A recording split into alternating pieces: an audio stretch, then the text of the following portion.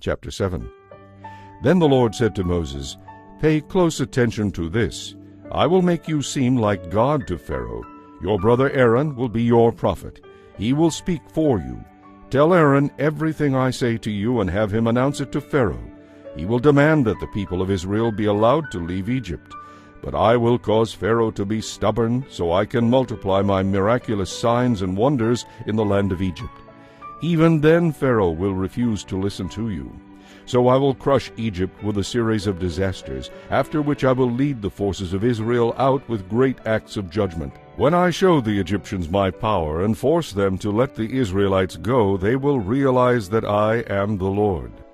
So Moses and Aaron did just as the Lord had commanded them. Moses was 80 years old, and Aaron was 83 at the time they made their demands to Pharaoh. Then the Lord said to Moses and Aaron, "Pharaoh will demand that you show him a miracle to prove that God has sent you. When he makes this demand, say to Aaron, 'Throw down your shepherd's staff, and it will become a snake.'" So Moses and Aaron went to see Pharaoh, and they performed the miracle just as the Lord had told them. Aaron threw down his staff before Pharaoh and his court, and it became a snake.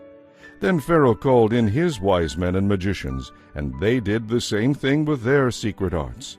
Their staffs became snakes too. But then Aaron's snakes swallowed up their snakes. Pharaoh's heart, however, remained hard and stubborn.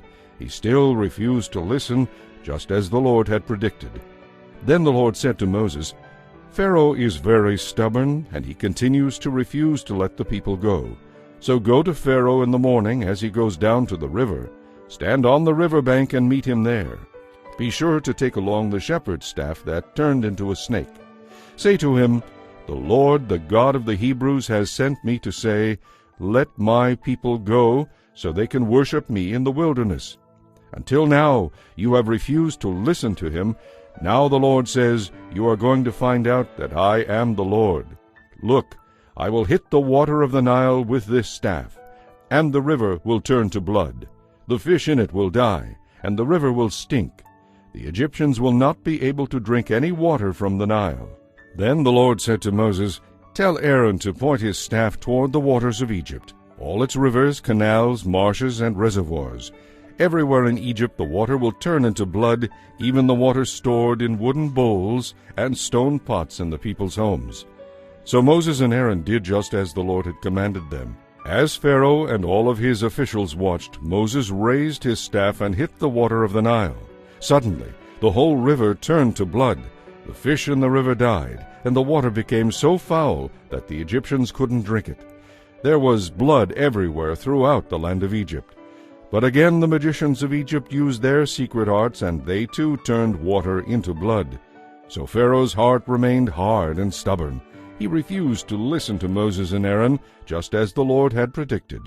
Pharaoh returned to his palace and put the whole thing out of his mind. Then the Egyptians dug wells along the riverbank to get drinking water, for they couldn't drink from the river. An entire week passed from the time the Lord turned the water of the Nile to blood.